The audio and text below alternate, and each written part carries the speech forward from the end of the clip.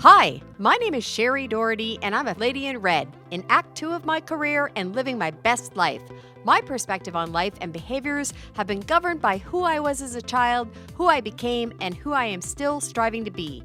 People my age are beautiful, bold, confident, and full of wisdom, and truly, the encore of the story of your life is still when the best songs are yet to be sung. My mission in this podcast is to shine the spotlight on people like me, have real conversations about reinvention stories, and inspire you to continue to follow your dreams regardless of your age. I'm doing it for Daisy. Who are you doing it for? Good day, and welcome to today's episode of the Encore Podcast. Today, I am delighted to have with me a couple who are pursuing an encore career together, and I think it is so beautiful in the time that I've gotten to know them. They have a great story of their life together and how they still share dreams that they're pursuing together. I'm very excited. They come to us from South Carolina, right on the Georgia border, so they are south of us for sure. We're experiencing a cool down in weather here in Canada, and I don't think they're experiencing the same thing.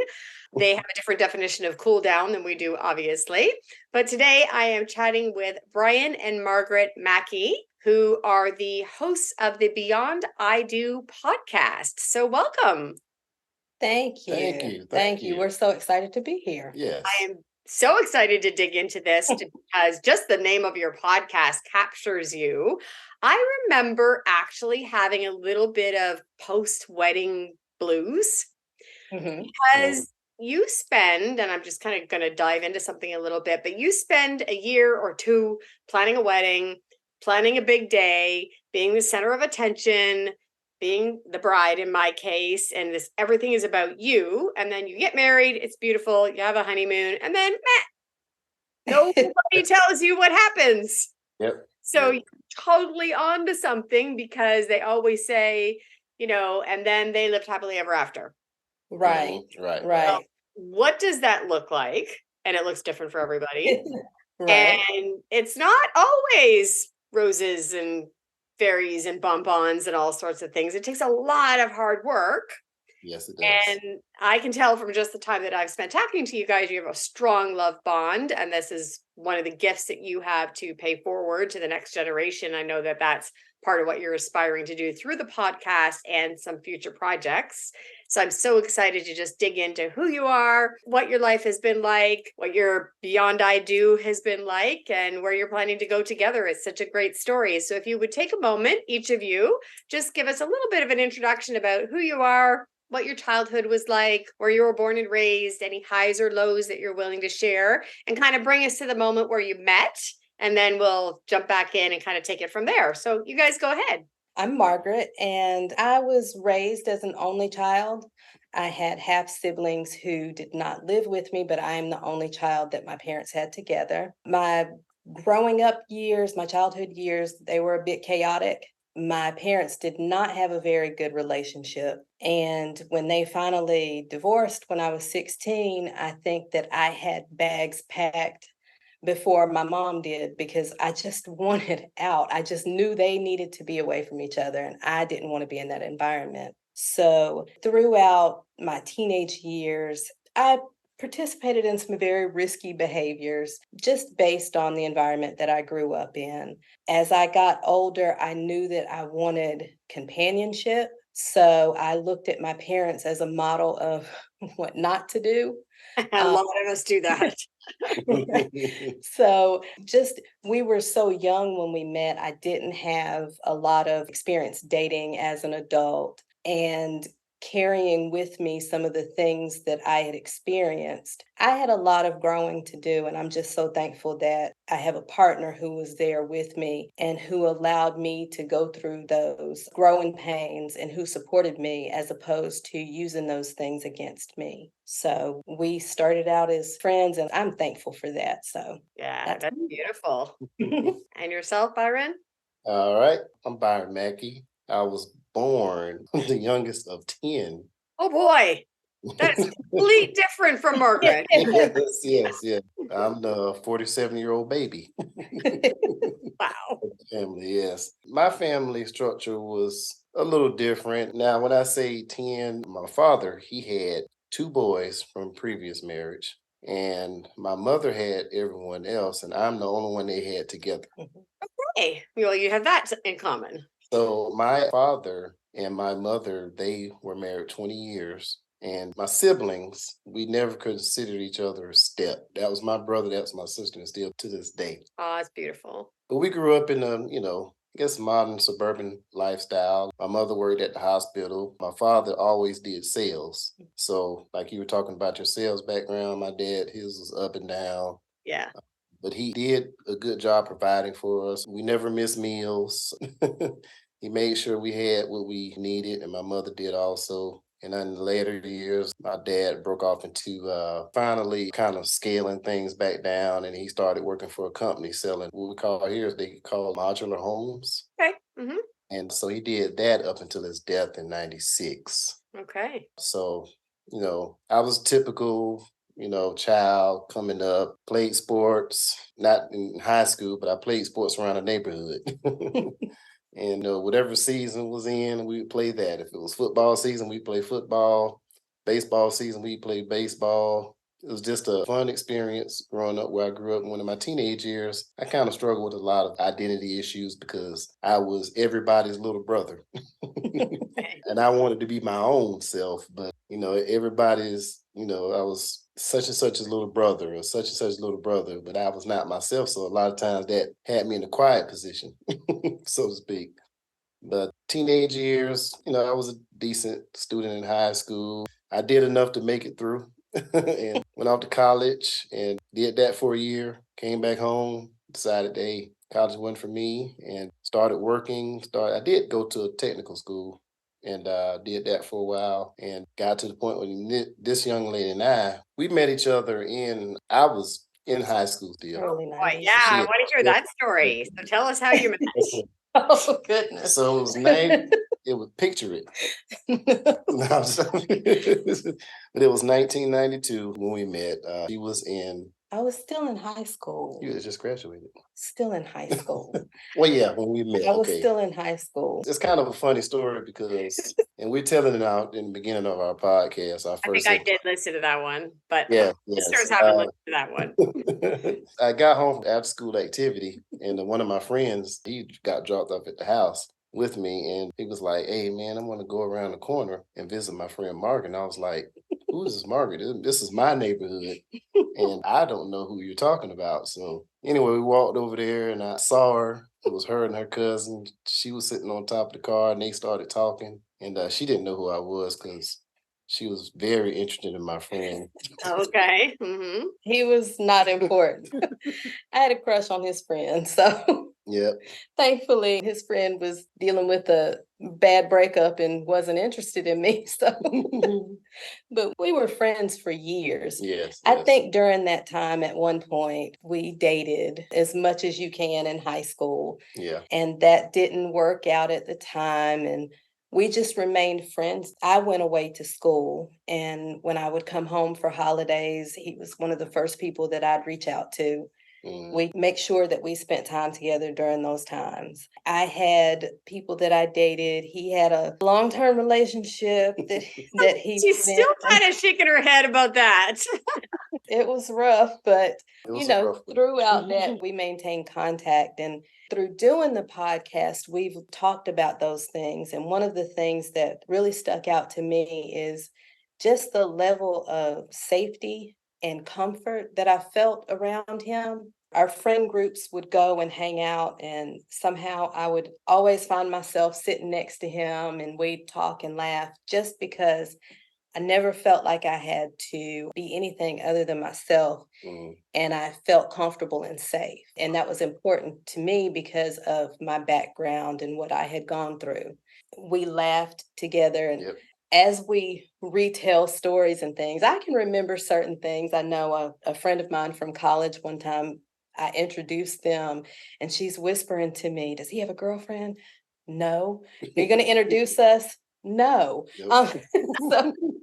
So even though we weren't together at the time, I still wasn't going to do that either. So, but unfortunately, we didn't get that fairy tale type wedding No, we story. didn't. We were young and we made some choices. Our son came into the picture exactly a week before we were married. So, I'm sorry, Okay. a week after we were Yes, a married. week We after, beat him yes. by a week. Yes. But we had been friends for so long. My mom had been calling him her son for years, that it was the type of situation that either we were going to be really great co-parents or we were going to get married and raise a family. So Yes. we chose the latter. Glad you were still here, so obviously that was a success. Yep. So what Yes. did your early married years look like, and your building your family and your careers and your life look like? Oh, goodness. Early married years, in the beginning, it was a struggle for me because, like I said, I dropped out of college and I was trying to find myself, find work. I just knew I wanted to take care of my family.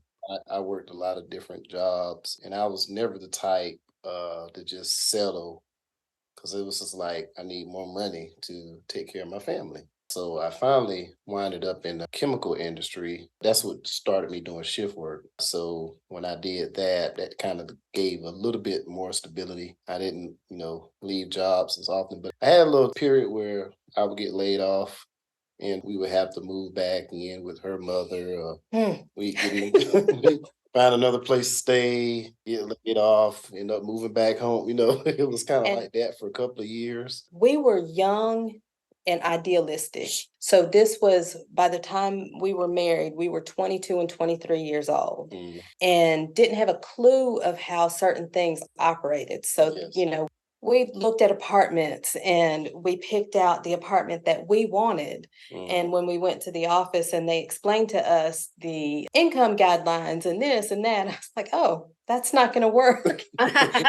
We don't have that type of money. Right. So we were so inexperienced. And my mom, I was her only child. She would have open doors when we needed, but I was her only child. And so therefore, my family was her family. yeah. And so even as an adult, the last time that we lived with her, that was the best time because we were building our own home. And Yes. so we lived with her and my stepfather, and I was on the phone with a coworker and we're talking, and my mom came and she said, dinner is ready. And I said, okay, I'll be in a bit. And about 5 minutes later, I'm on the phone and my stepdad comes to the door and he said, did you hear your mom? I said, yes, I'll be in a bit. And so my coworker is laughing at me. She said, did you just get in trouble? Yeah. Those times we needed to be there. It was necessary, Yes. but it just did so much to your psyche to be in your mom's home. Like I had to stop her from doing our laundry. So things like that. But throughout it all, there was the commitment to each other. Yes. Back up a little bit. We decided that, once we had our son, it didn't make sense for us to pay a lot in daycare. And she worked making barely minimum wage. So we decided that she would stay at home and I'd do all the working. Okay. And we decided also that she had probably, I think, one more year of college left. So I allowed her to go back to school and finish her education. Allowed. Well, I allowed Thank it. you. But we got flack from different family members. Yeah. And I remember this one particular family member saying, hey, if she goes to work and y'all got $50 left over from paying all the bills and everything, and that's worth it. And I was like, that doesn't make any sense to me. Mm. So, we learned then to, regardless of what friends and family say, you do what works for you too. Yes. And, Absolutely. 100%. That's And- some great advice.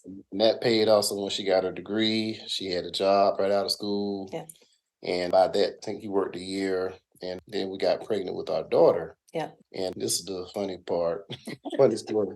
I was working at a chemical plant and I was with the temp agency and they were going to hire me and a couple of other guys, from temp to permanent. So I was like, once I get that permanent, she's working, we're going to build a bill. Yeah. And, well, then the job that I had, I was pregnant and I was a social worker at the time. And the state had done an audit and everything that was supposed to be in place was not, and they were coming back. So they were shuffling to get things together and they threw together this program and told us that it would come up under the program that I worked for. And I couldn't understand. So now there's 2 jobs that I'll be responsible for. And I asked, why didn't the new hire, that's what she was hired for. And they said she doesn't feel safe working with the kids. Meanwhile, I am big and pregnant. Right. And I'm already worked. So I said, well, I don't feel safe either. And so that resulted in, we talked and I turned in my resignation. And so she turns in her resignation that day. I was on nights. We worked 12-hour shifts, 7 to 7. And at 5 o'clock that morning, we get a call from our supervisor say, hey, I need Byron and such to meet me in my office, which is not usual. Right. And I kind of made a joke like they might be trying to lay us off, just kind of joking. Oh. Went to the office, and that's particularly what happened. It wasn't funny then, but looking back in it now, I think I laughed till I cried. Well, you definitely demonstrated resilience. And I'm sure one of your secrets to success in your marriage and in life is there are points when you just have to laugh. Like some stuff is just so ridiculous. You can't even write it. It's funny you say that because that was a long drive home. It was my first day I being woke off. her up and said, hey, I need you to wake up. And she was like, what's going on? I said, I got laid off. And that was the first thing we did. Both of us just laughed. Right. Yeah, what are you gonna do, right?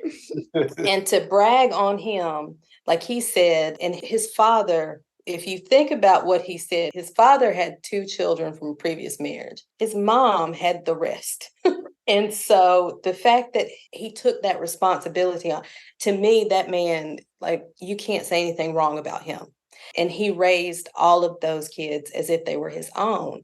And so that day when he comes home and he tells me, that he's been laid off, I saw him for who he really is, because from that day on, he would take buckets with the soap and sponge and he'd go around and wash cars in office buildings just to have money coming in. I mean, just anything that he could do to have money coming in. We never even considered me going back to work. And then fortunately, the company that he's actually still with, that's when he started. He got on it there. So we didn't have a lot of time. We had maybe about a month. A month and a half. But during that time, just to see how important it was for him to provide for us, I commend him still for that. Don't find that a lot. Well, that was because part of growing up, my dad was like, I take care of your needs, but if you won't, that's going to be on you. And so that's great. At 13 or 14 years old, we were going to my neighborhood, cutting grass and washing cars and doing different things. So that was just like natural to me. Like, I can't just sit and do nothing, especially now that I have 2 mouths to feed. Right. And 3, because right. She was pregnant with my daughter at the time. So it was like, I got to do something. And just to, ease my mind of what is going on. So, I hit up a friend of mine. He had got laid off exactly the same day. And we was like, hey, man, let's get these buckets. Let's go, we'll wash some cars. And that was just what we did. And it was funny. The temporary agency that I worked for, she brought in the application for my current job. And she was like, do you want to fill this out now? Or you can bring it back to the office later. And I said, I'm going to go ahead and fill this out now because I've got nothing else to do anyway. Right. Like that was May 1st. And then on the 28th, I got a call for an interview and I hired in on the June 11th. Yeah. So, and what year was that? That was 2001. 2001. Yeah. Okay. So you've been there a really good long time now. Obviously, Yes. You've got great dedication, great commitment. I can see that in anything that you speak of, and that your relationship and your work ethic and all those good things, and you're a hard worker. So good on you, particularly in this day and age, to have held a position for that long. You're obviously very value to them just as much as you are to your family. Yes, yes. We spoke about it as well in the pre-call, so I hope it's okay that I bring it up as well. But it really intrigued me when you told me that somewhere in that time, you also brought in another child to your life. I think there was some foster. We actually fostered to adopt. And I can vividly remember when we were dating and we were riding in the car and we were talking about, oh, we're going to have 2 birth children and then we're going to adopt and we're going to have this family. And it was cute then. And we carried that with us. So after our 2 birth children, when our daughter was maybe about 2 or 3, we started the process to get approved to adopt. And we adopted a teenager, which goes against best practices because you should not adopt. Well, it's not best practices to adopt Yes. out of birth order. But like I said, I had been in social work. So, I thought I knew everything. Right. We'll be fine. And we were matched with a 14-year-old girl. And the first time we talked to her on the phone, she said, "Can I call you mama?" And that was it for me. Yep. What are you going to say to that? Right. Right, exactly. And it was rough. It was rough. She had a lot of adjusting. She had been through a lot. And I can remember she would sit in my lap at 14 and she'd just hold me and she looked at me one night and she said, "I wish that you had gotten me earlier." Oh. So she knew that she had been through so much. Yes. She was gone for about 5 years. Every now and then we'd hear from her. I remember when she turned 18, she called. When I answered the phone, she said, "Margaret." I said, "Yes." And she said, "I need you to send my social security card and birth certificate to my mom's." And I told her, "If you are adult enough to call me by my first name and make that request, then you need to figure out how to get it on your own." Wow, good for you. And she, at 21, she popped up again and she had a baby at that point. Yes. She was not ready to be a mama, and we adopted that baby. Oh, you're angels. Oh my goodness. So It sounds like that. so we had her, and once the oldest was settled, and it took her a couple of years to do that. Yeah. She got married and had 2 other children, but she eventually started to see her on visits. And a few years back, she went to live with her permanently. So Okay. we are now grandparents. And we like that. We still, we're in constant contact. And that's Yes. something that was important to us even before the little one is, we just wanted to know she was okay. Yes. It was rough, but it's rewarding. And to see the woman that she has grown into and to know that just us being there as a part of that has been rewarding. Yes, definitely. Literally, I have no words, which is great. You are beautiful, beautiful people. Wow. Thank Thank you. Okay. So in your Beyond I Do, so you are probably now you've, talked a little bit about your years coming up together and starting your family and developing careers and trying to just figure it all out. You're, I think, probably in a more stabilized place at this time and you're in stable career jobs, but also have dreams and aspirations of Encore careers. Yes. So what do you both do now before we talk about the podcast? So your jobs that pay the bills is what I like to call them. I have one of those as well. And then the podcast as your passion project, because again, like I mentioned, love that you share that. Do you want to talk about that? Okay. So I am a teacher. I left social work after about a year and a half. And teaching is something that I was always interested in. But just like the rebel that I am, my mom wanted me to go to school for education, and I could not satisfy her that way. So I rebelled a little bit and had to go back and backtrack. But this is my 19th year in education. And the past 2 years, I've taught high school English, and I absolutely love my school. I love my kids, and I actually feel like hopefully within the next few years, when I do move out of that position, I feel like this was a good way to end it. I feel like I'm ending my career on a high. And I know that you don't hear that a lot when it comes to teachers, but I've just been fortunate enough to get in a good school, and I have wonderful kids. And so I'm excited about being there with them for the moment, and that when I do leave education, I'll have a positive feel from it and not be, upset and bitter as I move from it. Yeah. Wow. That's great. Okay. And yourself, Byron? All right. Well, like I said, in 2001, I inquired the job that I have now currently. And I've been there, like I said, what is it, 22 years. 22 years. I've worked my way up to a kiln operator. It's a paper mill that I work at, and we make different types of paper. Usually the bleach board paper, what we call it. Anything from your McDonald's fried boxes, any of your medicine boxes that are coated on the outside and they have white on the inside. Okay. That's the particular product, but we send it out in big rolls, and then the company does whatever they decide to do with it. But my job is we work 12-hour shifts. We do a 4-3 rotation, and I'm actually on my 7 days now. So 7 days off. in the middle of it.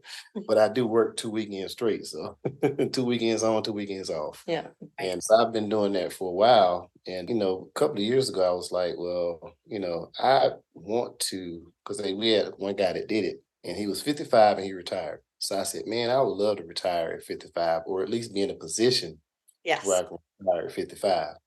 But I didn't know quite what I was going to do. I tried my hand at a oil changer business at one time, and that didn't work out. I was going to try to, start a detailing business, and the market was so saturated where we are because that's what everybody's doing. And so I kind of pushed that to the side, and, I was just kind of waiting. And then a couple of years ago, I talked to her and I was like, let's do a podcast. I said, everybody's doing it now. We can do a podcast on marriage. And she was like, yeah, let's do that. And it took about a good year and a half before we actually decided to actually record. And, that was kind of good. And once we did our first episode, it's like, okay, we're going to put it out. And we did our first episode, actually was on vacation in Las Vegas. Okay. And we record our first episode while we were on vacation and put it out in February. And we made the commitment to say, it was the end of January, yes. So we made the decision to try to make sure we was going to stay on top of it. And it's been good. Learning a lot. She's doing all of the technical stuff. The social media stuff.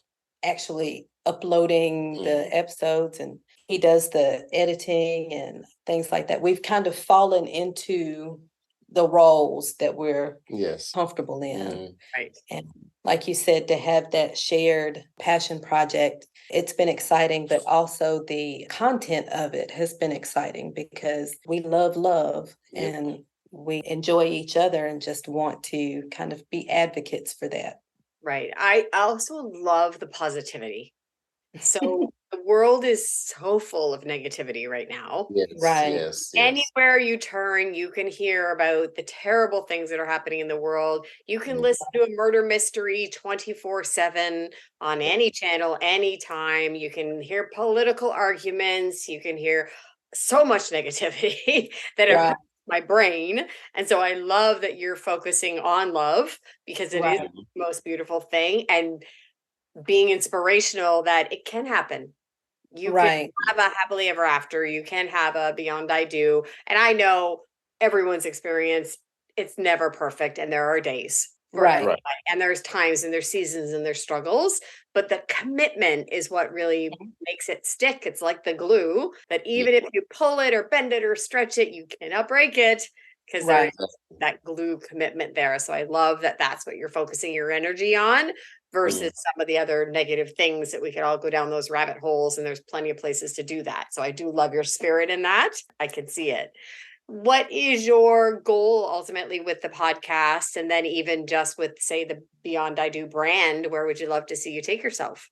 So, of course, we want to continue with the podcast. We are growing and evolving with that. So if you start at the beginning and listen up to the most recent episodes, you can see we're trying to tweak and change things. We're trying to monitor the timing of the episodes and trying to be more conversational with them. And eventually that has gotten us to a point of wanting to find ways to help other couples establish that type of commitment and relationships. So that's kind of the next step as we move towards his goal of 55 is to build something that allows us to help other couples work on that commitment, that relationship, and create their beyond I do moment. Oh, I can totally see you on a stage, just sing and just, sharing like your hearts, because I'm just really, what is it about is like your commitment in the heart. And I think, these may not be your words, so they're mine, but like, that you're blessed with this beautiful thing that you've been gifted, and that thing is your relationship.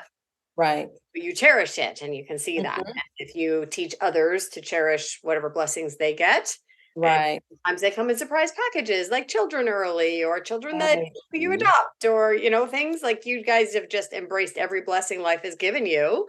and made it all beautiful. You should be so proud of yourselves. I'm just proud to know Thank you now. Thank you. Thank you. Thank you. And like you said a couple of times, we are advocates for, you do what works within your relationship as long as you focused on each other. Yeah. Right. That's the important part. And we've had those moments, especially being so young, where we had to stop and sit and think, okay, we are real grown-ups at this point, Yeah. and we can make this decision without outside Yes. influences. So, it's been a journey, but I'm so excited to have my best friend with me. So, Aw. Okay. If my listeners wanted to listen to your podcast or learn more about you, how would they do that? So we have a website. It's www.beyondidopodcast.com. Mm-hmm. We are also on Facebook and Instagram, the Beyond I Do Podcast, and YouTube. Yep, YouTube. The Beyond I Do Podcast. And then anywhere that you stream podcasts, you can find us. Apple, Spotify, iHeartRadio. Yep. All of them. Guys, I'm so excited for you, and I'm so excited to just share the positivity and the energy. I will make sure all of the links and things are in our show notes so that anybody who is listening on my channels as well has those connections right at their fingertips, which is beautiful. I would love to thank you for your time. It's been a sheer pleasure, and I am excited to go back and dig into more of your episodes as well. I listen to mine while I'm driving, so that would be great. If you could give married couples one piece of advice, what would it be? Interesting. Friendship. Like over love. Yes. It's easy to love someone, but like is what makes you want to get up next to this person every day. You have to work on like. So that's been one of the things. Outside influences as far as you can. We've made decisions based on how other people would feel that were not us before, and in learning. But now we're just like, hey, we have to live with the decision regardless of who is going to get mad. Let them get mad. I don't care. Yeah. So that's kind of like how we live, our mantra, I guess you want to say. Yeah, that's beautiful. Okay, well, with that, I do thank you for your time. I sincerely appreciate, like I said, getting to know you and hearing your story. It is beautiful. I encourage everyone to check them out and check out their podcast. It is definitely an inspiration. And we'll chat soon again. Thank you.